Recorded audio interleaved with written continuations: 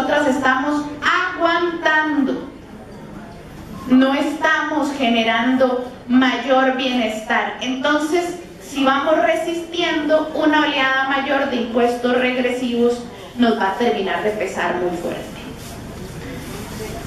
Esa tercera causa, economía poco dinámica, que también ahí uno puede ver el crecimiento interanual del PIB y otro montón de detalles, pero esa economía poco dinámica, esa sociedad empobrecida, es la causa de la que menos se habla. ¿Por qué? Porque implica hablar del modelo de desarrollo que escogimos en Costa Rica.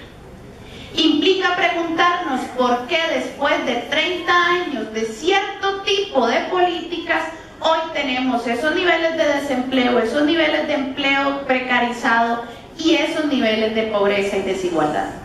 Algo no hemos hecho bien. Hay una parte de la ruta que no la escogimos bien. El modelo de desarrollo es la tercera causa. Claro, es la causa estructural. Y hay una cuarta causa, que es un punto y aparte porque no hay un dato concreto sobre esta cuarta causa.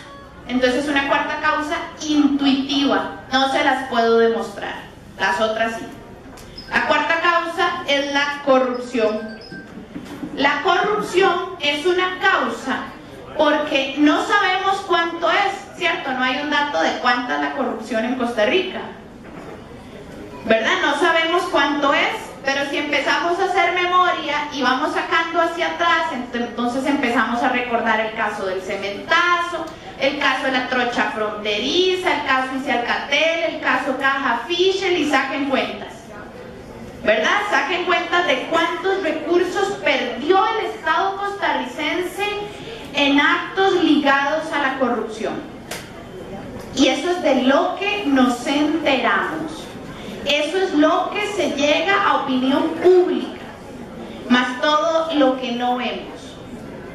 Pero la corrupción es por definición ineficiente. ¿Por qué? Claro, porque usted, teniendo recursos escasos, teniendo poca plata o plata limitada, la desperdicia en actos de corrupción que no generan retribución, porque es que la corrupción tiene esa característica. Usted pagó de más por una carretera, usted desperdició la plata, se la echó en la bolsa a alguien, la famosa platina, el Estado no obtiene el resultado por el que pagó, ¿verdad? ¿Qué ha pasado aquí con algunas carreteras concesionarias? Saquen ustedes cuentas, ¿verdad? No voy a decir nombres porque me están grabando, después me demandan.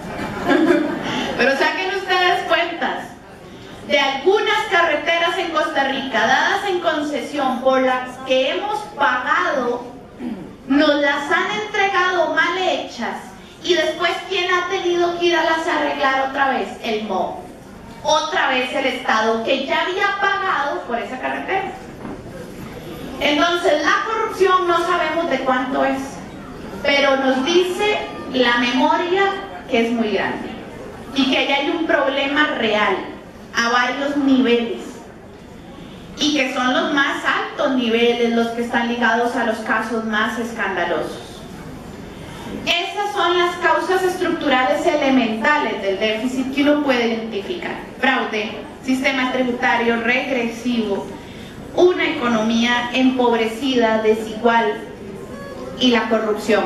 ¿Se dan cuenta que yo no dije gasto público?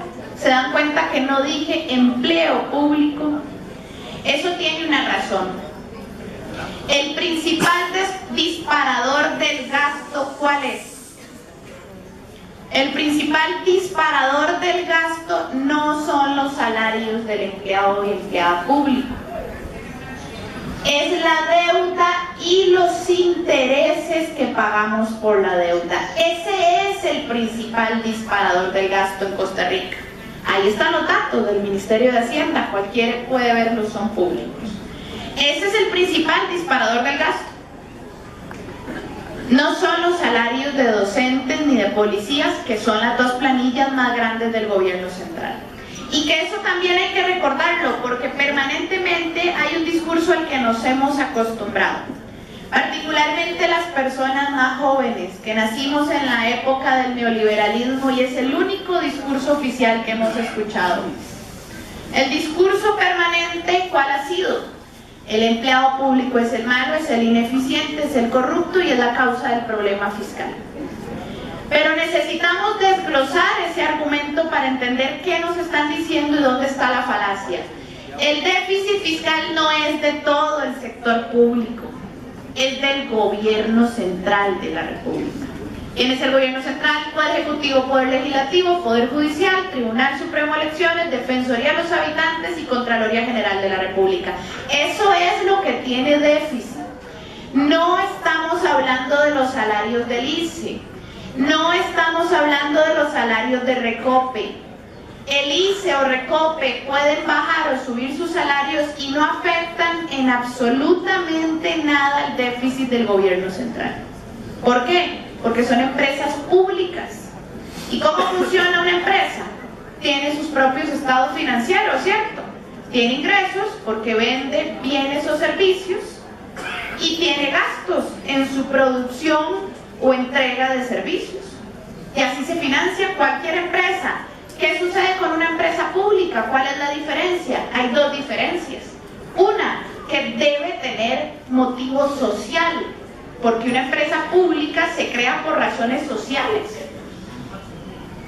¿verdad? El ICE se creó para poder asegurar que alguna empresa pudiera asumir los costos de cosas que una empresa privada no estaría dispuesta a asumir porque no dejan tantos réditos.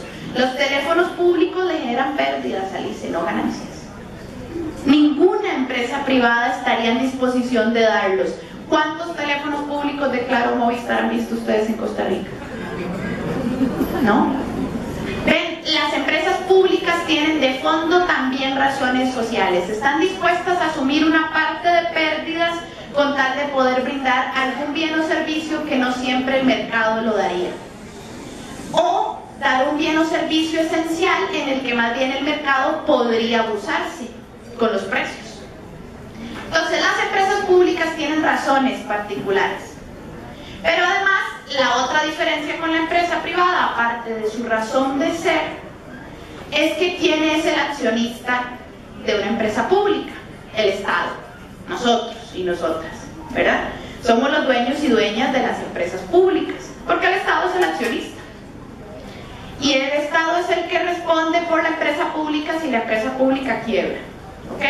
Esa es la gran diferencia respecto a una empresa privada. Pero una empresa pública vende bienes y servicios igual que una empresa privada y financia así sus costos.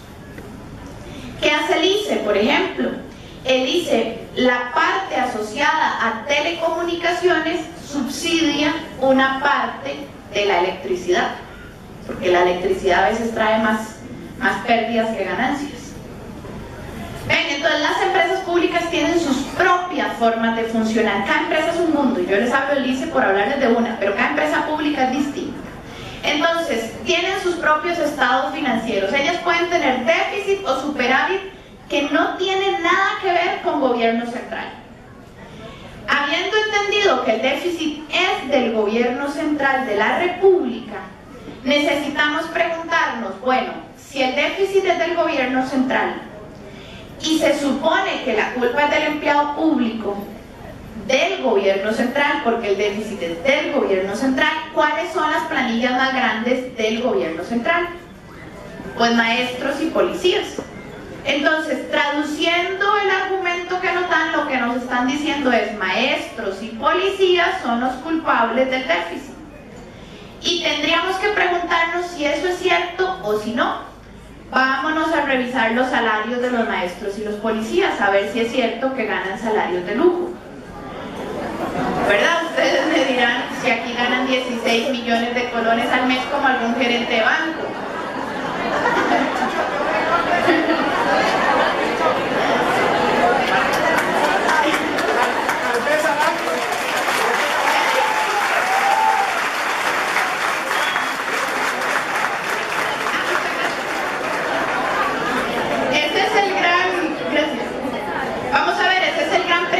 O el gran mito que hay detrás de este argumento. Claro, termina causándole a uno risa cuando ya lo desglosa.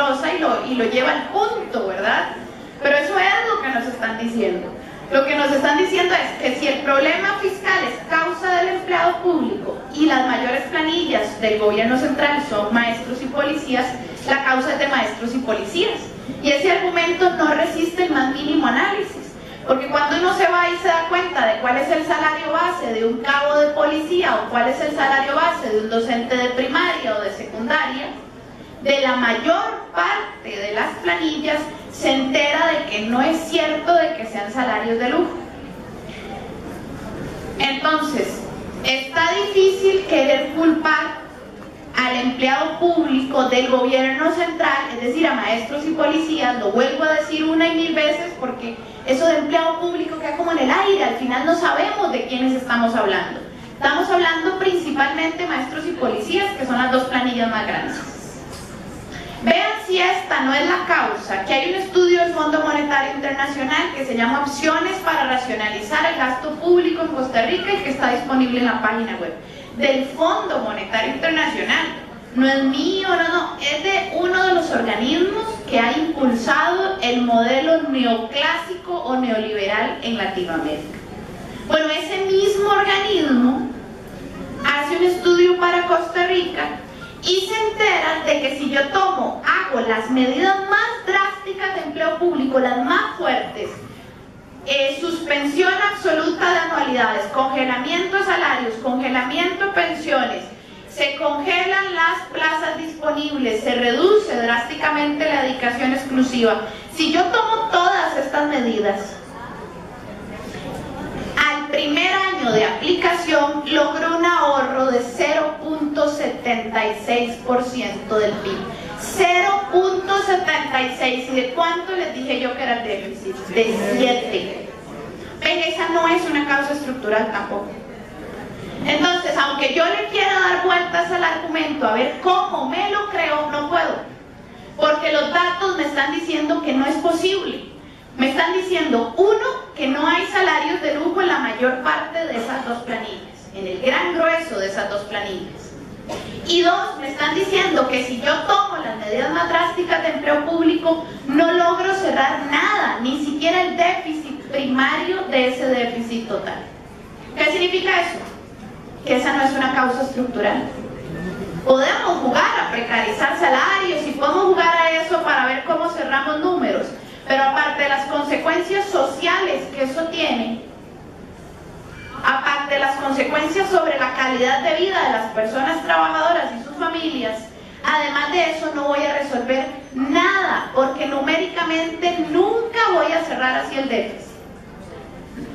Y eso tendría que explicarnos por qué después de 30 años de decirnos que la causa es el gasto público y el empleo público, y 30 años después de tomar medidas de recorte de gasto, de tomar medidas sobre el empleo público, el congelamiento de planillas, la movilidad laboral, después de 30 años de políticas en esa dirección, seguimos sin arreglar el problema. Pues claro, porque así no se arregla. ¿Cómo se arregla? Atacando las causas estructurales de las que hablamos al principio. La pregunta es, ¿esos temas querrán hablarlos en los espacios políticos de este país? A lo mejor son muy incómodos, ¿verdad? A lo mejor son medio incómodos. Y entonces es más sencillo decir que la culpa es de las planillas de docentes y policías. Ojo, no significa que la función pública sea perfecta. No significa que no hayan cosas que mejorar dentro del sistema de remuneraciones del sector público del gobierno central. Por supuesto que hay cosas que tienen que arreglarse. Por ejemplo, por supuesto que tendríamos que arreglar que los programas sociales puedan atender efectivamente a la población que lo necesita, que efectivamente haya un seguimiento de esos recursos, que efectivamente esos recursos sean los necesarios o los suficientes para que